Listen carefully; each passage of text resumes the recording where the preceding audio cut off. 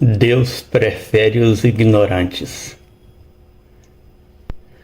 Naquele tempo falou Jesus dizendo: Graças te dou, ó Pai, Senhor do céu e da terra, porque ocultaste estas coisas aos sábios e entendidos e as revelaste aos pequeninos.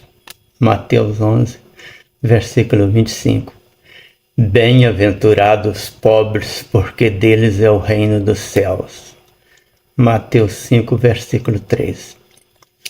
Essas teriam sido as palavras do onisciente Deus Filho Redentor do mundo.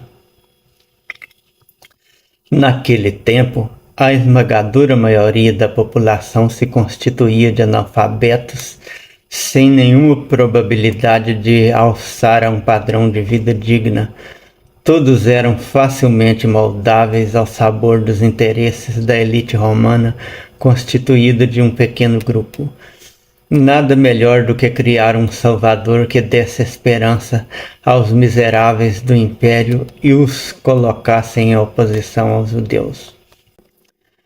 Depois de determinado tempo, quando quase toda a população já havia abraçado essas boas novas de salvação, o imperador tornou o cristianismo a religião oficial do império.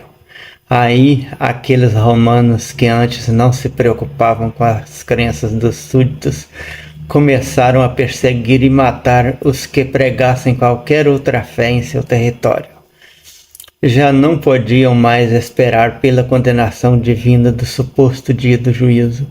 Tinham que condenar aqueles que não crescem, como teria dito Jesus.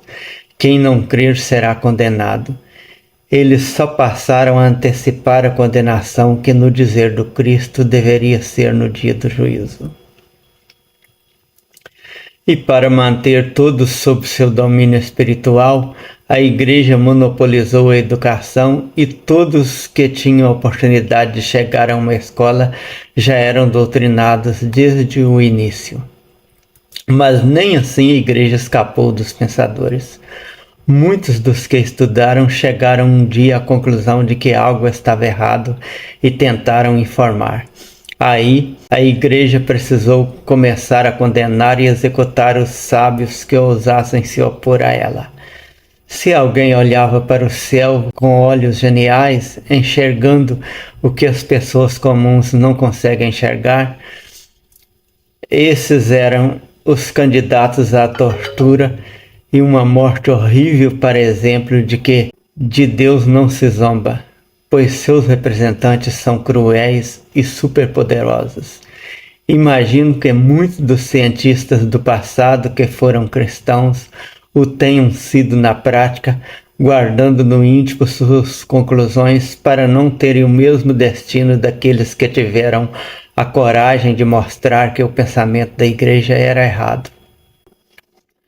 Pessoas que pensavam contrário à Bíblia eram despachadas ao inferno pela Igreja. Dentre os milhares de inocentes perseguidos, torturados e queimados vivos pela Inquisição, estavam grandes médicos, cientistas e pensadores. O diabo prefere os sábios, Deus prefere os ignorantes, pois eles são mais fáceis de ser transformados em ovelhas.